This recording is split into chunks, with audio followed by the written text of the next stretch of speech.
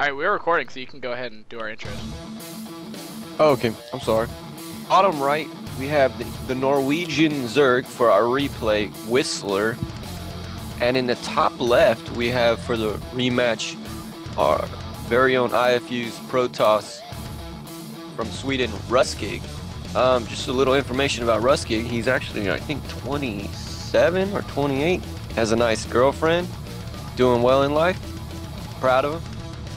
So, yeah. Awesome. Just throwing it out there. He is not single. He's not available. he's not single, you know. If this stuff turns you on, you are not available to, you know, date this guy. Yeah, he's we not don't available. know. What you said, rUSKIG has a girlfriend. Yeah, rUSKIG has a girlfriend. So we don't know about Whistler though. So if you like him, he could potentially be available. For all we know. I gotta believe he's probably available. His nickname is Whistler, so holla at him. Yeah, so I think we're seeing an overpool again, or we might see it, or we might see a 9 hat. Well, it's gonna be an overpool. Okay. Which, quite honestly, I really have no idea what the difference between a 9 pool and an overpool is, but one gets an overload faster, one doesn't. But I think it just has to do with scouting. oh, okay. So anyways, but he's gonna go up to 12 drones, so he's not gonna really be worried about too much lane pressure, and rUSKIG's gonna be aware of it. So hopefully rUSKIG will just drop one cannon and not two, because I mean it would be a waste at this point. But let's hope. Let's also hope Fitz that he does his Sim City better this time. I was really concerned about his Sim City last time. Oh yeah. In the last game, because I think he was just one hexagon off, and then what was it called? Whistler was able to just get in with 3 or 4 lings really easily. He just ran by the 2 probes on the ramp, and from there it was just 2 base Protoss turtling all game. And Whistler blew an advantage of having 3 bases, but 3 to 4 bases. No, spoiler alert, by the way. Yeah, no spoiler alert. Don't reference the last game. But yeah, I mean he's doing the same thing. I mean he even opened up with an 8 pool, overpool last game, and he's I mean Whistler's doing the exact same thing. rUSKIG, I think, is doing the same thing too. I feel that wall should be over like to the left now to 1 more space, I believe. Oh, that was a nice probe swipe, by the way. I didn't just say swipe, but probe snipe, excuse me. And I was just gonna ask Fitz, was the 3rd hatch he's taking at his 3rd base, did he take that on purpose, or was that because of the probe was harassing his natural? There was a pylon placed down. Okay, so it was just like game 1, okay. But again, I think you're just better off taking that base anyway. You know, yeah, it's just you can set up a Sim City, you know, well enough where Zealots really can't really do too much. There's one of those maps, if you can get that 3rd base out quicker, you know, you're moderately safe from Zealot run-bys at least. I mean, right. You're gonna actually have to commit to take out that 3rd base, and especially with you're actually better off taking the natural than anything else. You know, double dual bridges are gonna be a pain in the butt for Protoss to engage off of. But you know, even if you're not prepared for those, you know, you're not gonna have the lurkers in time for that. So Zealots can just charge out of nowhere and just start target firing the hatchery, and then you're down a natural. So, and then even from there, you know, sometimes you could split up the Zerg forces where they can't really, you know, help engage the main base from the 3rd base because, well, they're kind of stuck above a ramp. So yeah. And I just wonder, like, since we both acknowledge that we think Whistler's a race picker, I wonder if he's just not comfortable, like, with early pressure builds, and he just likes to have macro, and maybe he's not as good at micro. You know what I'm saying? Maybe he's just more comfortable with macroing up big forces. I mean, he definitely had a ton of mutalisks that you don't normally get. Now, again, that's probably circumstantial from last game, where there was not a single Corsaro up in time. Yeah. But we already have the Stargate coming down, so I mean, this was a time when the Cyber Core was coming up last game. Keep in mind, because we had the Ling run by. You know, that wall is still, you know, prone to Ling run by. just to say. Yeah. But we do have Zealots pressuring the third base here.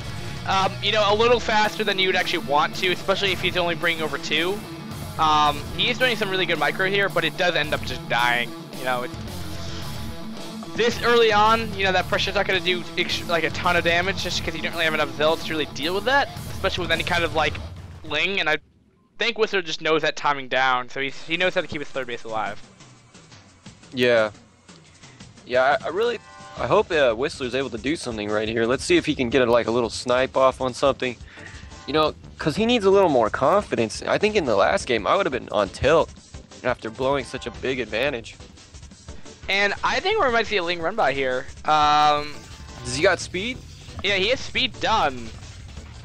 So, and he has the exact same wall. I mean, these Zealots aren't actually going to do anything right now. The speedlings are just going to go right through. Alright, so he's going to the southern bridge, which actually isn't the right call, but he can actually he can't loop around. Okay. That's positioning at the cyber core there. Yeah, he's got a nice surround here, Fitz. Yeah, and you know, this is actually looking pretty bad right now for rUSKIG again. I mean, there are goons out, so these eventually won't be as big of a threat. But he could actually just target her that goon down. Yep, that's what he's gonna try to do, but he's gonna get in the mineral line. So these links aren't gonna go back. We do have Hydras, we do have Lurkers coming in, so it looks like we're gonna potentially see turtling Zerg potentially. I don't see a reason why he'd be aggressive with these Lurkers. I mean, there's really no. Yeah, go ahead. He was that was a good trade for him. You know, 6 Lings versus I think what was it, 2 Zealots? That was a good trade. That economically wise, like I'm pretty happy about that for Whistler. You know, because he's gonna feel he's taking out 200 minerals for. How many minerals it costs for those Lings? I have no idea, but probably like 200, probably. I still think it was a good trade, economically wise, though. Yeah, I'm just following he snipes the Corsair? Yeah, I'm following this Corsair lying around. He's just having a good amount of, doing pretty good with it. He's already at 1 kill. With that Scourge, though. Yeah, oh, he had a second one I didn't see? Yeah, he got sniped right above the natural on the bridges. Very nice by Whistler. Scourge are like barely. Oh, he's gonna get another one? Is he gonna get another one? Nah, I don't think so. Nah, he's safe. Oh, yeah, you're right. Nice. One did connect though, which. Yeah, one is gone for sure. But now, if you look at the third base here, like this is like a pretty good SimCity. Like if the way you look at it right here. Like, the Zealots really have nowhere to go, except for going into the mineral line here, which, I mean, of course is annoying, but, like, you won't, like, lose the base outright. See what I'm saying? Sometimes, like, yeah, I tend to agree with you, but it all depends on how many units he has on that high ground above, right next to the natural, because if he has a line of goons, and there's not, like, 8 Hydralisks there, he can run it over pretty easily. Oh yeah, I'm just talking about like Zealot run-bys, which tend to be an issue. Zealot run-bys, yeah. You're good point on that. That's true. But yeah, he's definitely open to storm drops from that position. I mean, lots of little. This map is so like convenient for Protoss. They have a lot of different things they can do. We're having a very big commitment to Corsair here. I don't think. Oh. The DT, nice block. Yeah, and this is where Whistler shouldn't be aggressive. I mean, at least with Lurkers, he really shouldn't be. He needs to be defensive with all of them. There's really no point to set up a contained with Lurkers there, as there's just gonna be goons out now. Yeah, he's taking a 4th base, I believe, too, as well. So he's macroing up hardcore. He's gonna start working on his upgrades too. Yeah, you know, he's gonna go for a quick hive. That's exactly what he's gonna do here, and something that he never really got to last game really well. You know, he went for more of a moderately or more of a late hive than he did last game. But last game's the normal timings can't really be, you know, said about that. But yeah, he's going for a fairly early hive here, so we might see more like Defiler Lurker play. You know, that could definitely be an issue, especially with these ramps here. I mean, if you keep on like dark swarming that area, like there's really nothing Protoss can really get in there, especially if you get like enough lurkers stacked up where, you know, Zealots really aren't going to do too much. And that's a big if you can get there. I wonder if rUSKIG is just comfortable, like, as a Protoss player being on 2 bases constantly in this matchup. Because a lot of Protosses by now like to have a 3rd up already, you know? Yeah, and it goes down to playstyle. It depends on, like, what you want to go for. I mean, if you're not really going to go, like, super high-tech units, I mean, there's really no point to. He's committing, like, a lot into these cores here. One did just get sniped off, though. Maybe even the second one. No, it will not, but... And then he just flies right over on Overlord. What are you doing? Yeah. Like, there's a lot of Hydra there to be fair, though. There's another one. Oh my goodness. There you go, finally. Yeah. He's gonna have free reign over the main base, which will actually force Lings back, which... Don't lose it! Don't lose another one! Oh my god. These are fair. These are all in the yellow right now, or a majority of them are in the yellow. And wow. he's actually... He somehow split up his Hydra in a moderately good way. I mean, everywhere he's going, there's Hydra positioned to do damage. Yeah, and this has got to tell rUSKIG something, like, A, it's probably a good time to stop doing Corsairs, because, you know, and maybe think about your DT plans are, you know, out the window at this point, and just start massing up an army, because right now, like you said, he's got Hydralists covering everywhere. It's going to be a waste of gas, eventually. Yeah, and oddly enough, right when you say DTs, there's a DT job inbound to the main base right here. So, I mean, we'll see if that's gonna come into play here. I mean, they did serve a big issue there. I'm not sure if it was quite spotted by the Hydra over here. He has Hydra scouting that corner. He should know. I don't think he noticed. Oh wow. And he's just getting speed, so there's no Overlord in sight. Ow! And this is exactly how this game got really awkward last game. Oh, let's see how many he gets right here, Fitz. But the difference here, though, is he actually has Corsair, which can actually just kill off a crap ton of Overlords. And he's throwing a whole bunch of units. Actually just die. Now he's just sacrificing units. He doesn't even have an Overlord. Come on. Yeah, oh my. he just lost just a straight up DTs right here. Wow, the Snow Overlords are trying to come over. That's a crap ton of Hydra though, but I mean these are very cost effective. And don't forget, I mean, a player like rUSKIG's not gonna just sit back up 2 base evidence. He's just gonna go take a 3rd base here. He's actually taking the mineral only, and he did mine off the back door, but nah, not the biggest deal. No. It looks like he's gonna take the 4th base as well. Yeah, he's gonna do a double expand right here. Smart. Now, I was actually slightly disappointed he didn't target fire the hive.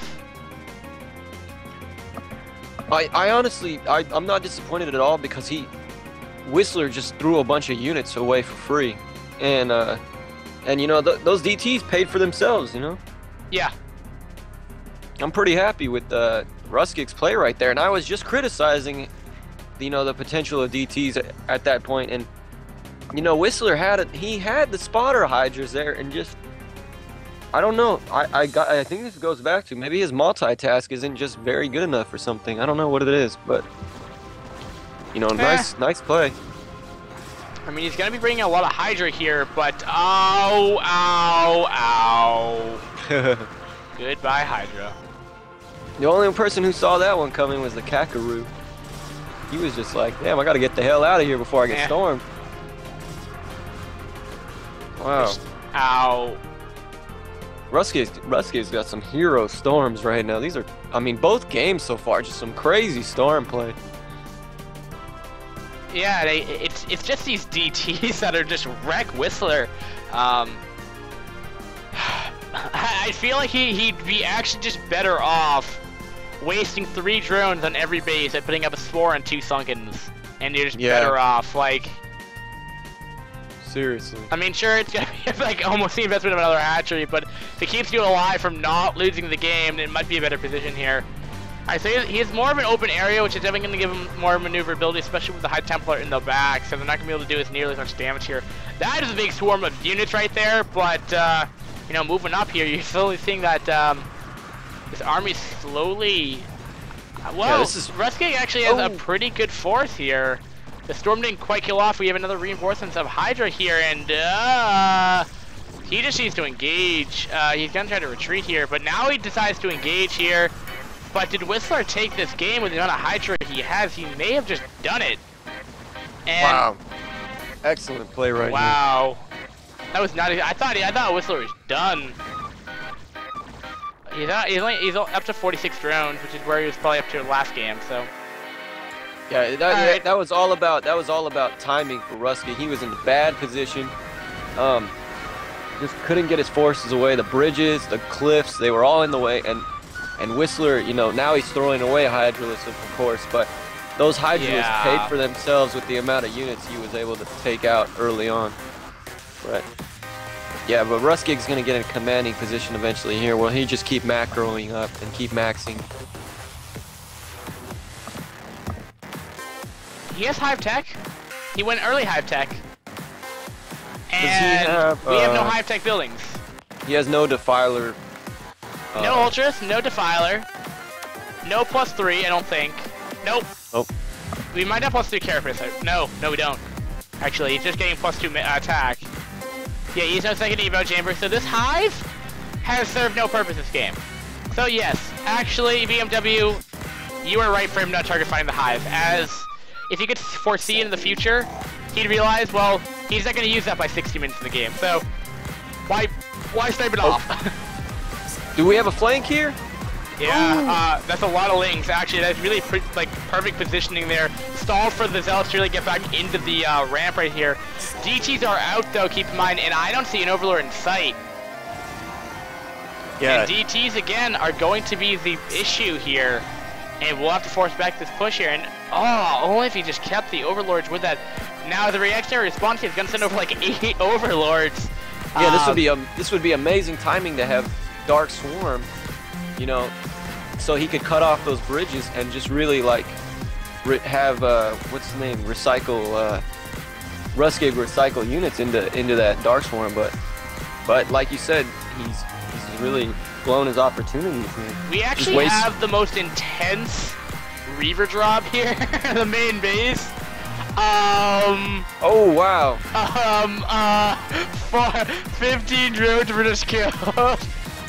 Oh man, his harass is just astronomical. Oh man. Yeah, and it looks like Whistler just finally found out. Oh man.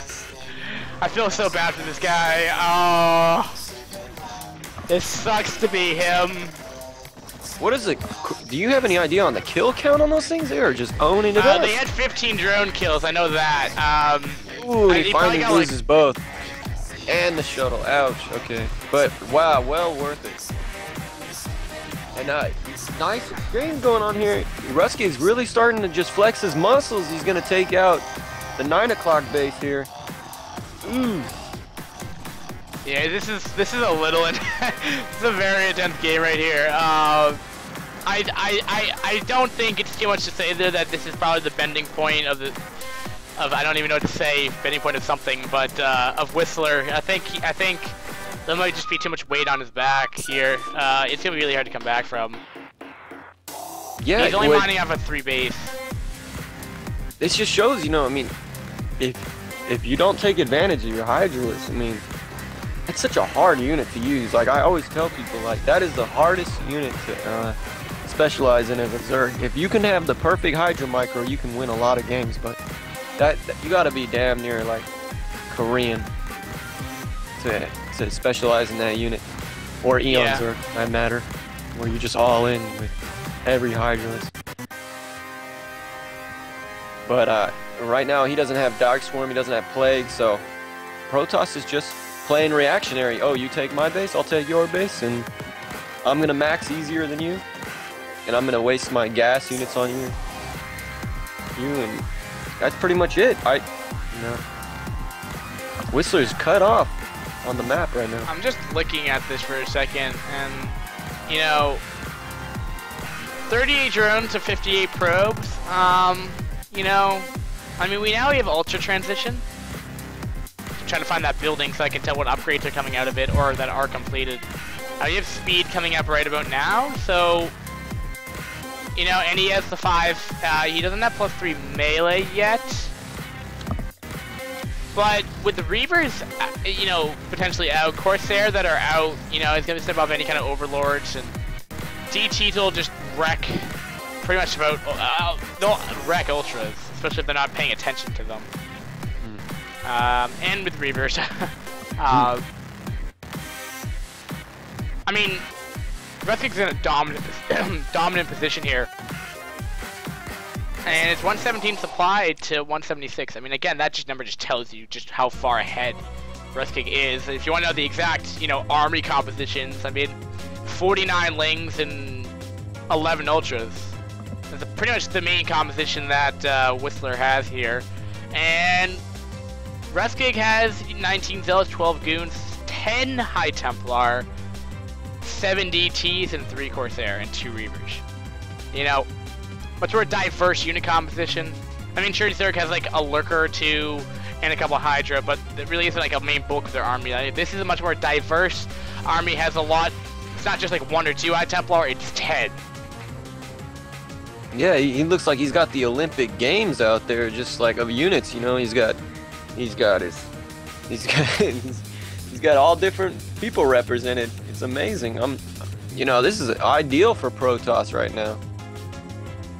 Yeah, and it appeared that Whistler wanted to engage here. He wanted to set up a flank here, but the problem though is he's not flanking in the way that you want to. He's just kind of going up these small choke points and not going from down here. If he had 2 control groups, he can come around from the south and from the east, but from the west to the east there. But he's just not doing it. He's just not doing it. You know. I really beyond me why he's not doing it either. I'd like to see him drop in the main base if he could. Yeah. You know, are you talking about Whistler? Yeah. Because I really don't think he can run on the bridges and do anything at this point, because that Sim City is just pretty damn impenetrable. And then if he tries to go for it, rUSKIG will just come from behind and annihilate all those units. Well, like what you're saying, we do have a Doom drop coming up here. Oh, nice. I think he's kind of waiting for for him to be maxed out. I mean, it's at 181 compared to 193. So I mean, they're even supplies here, and with the benefit, the benefit of killing off the gateways or depowering them, he can't really reinforce here. And even if they weren't unpowered, there's a crap ton of units that are in there. So, you know, it does lend itself to be a really good position for Whistler here. But how does rUSKIG get, defend? Does he go for base trade? Does he try to defend? He's definitely going for base trade. There's no question. He's gonna know that in the end, his army's still gonna be the more dominant army. So he'd be willing to lose all the way down to 1 base at this point with this army composition. Yeah, I mean, there's only like a handful. I mean, there's a heavy Ling here, and with proper storming, I mean, these Lings actually won't really serve much of an issue, especially, and the Archon's already there doing their 39 damage at splash, so they're really not going to do too much. 29 drones were killed. Now it's a matter of just who destroys each other's base first. Excuse me. And yeah, and remember though, I mean, if he has like a probe with his army, he can just put down a pylon if he wants to. I'm not quite sure if he... No, I don't think he was smart enough to bring over a probe here, but that's something I'd do. I'd just bring over a probe. Oh, wow. Look at this nice pylon wall right here. That's that really is funny. pretty cute. Yeah. Oh, George, you want to go through? Well, no. Alright, so we've had a base trade. We've had, like, 50,000 drones. You know, Whistler's up to 4 drones right now. His hive's about to be dead. It finally looks like this third base is going to be going down here. But we have a crap ton of, of cans coming up here. I wouldn't be surprised for another pylon wall to come up to rUSKIG's 5th. So again, he could just delay for as much time as he can. I wonder if there was like a handshake agreement, like first one to kill each other's base wins after the 20-minute mark. Ooh. 30 probes were just killed. Where? Ow. From these engagements have just been going on. Oh, and it looks like actually. the Zerg is dropping a hatchery at the 10 o'clock base? Oh man, this actually might be game here. Did rUSKIG lose this? He's trying to reinforce. He's storming. That's a lot of ultras. They're being aggroed on the cannons here. But remember that wall actually got to stop any kind of. Oh, but the DTs are here. But is there enough DPS to actually deal with this? rUSKIG has discovered the hatchery at 10 o'clock. He's about to snipe it with the DT. All right, but that will take some time, even though with +3 right there. And it appears. Oh no. Whistler's got to be so aggravated He's putting extractors right down now. too, so maybe Whistler won this. Oh wow. If Whistler loses this, man, he's gonna freaking jump off. He's gonna throw. No, I think he lost. He's down to his last pylons here. That's game.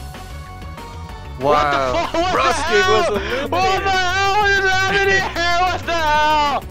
Oh wow. Oh my god.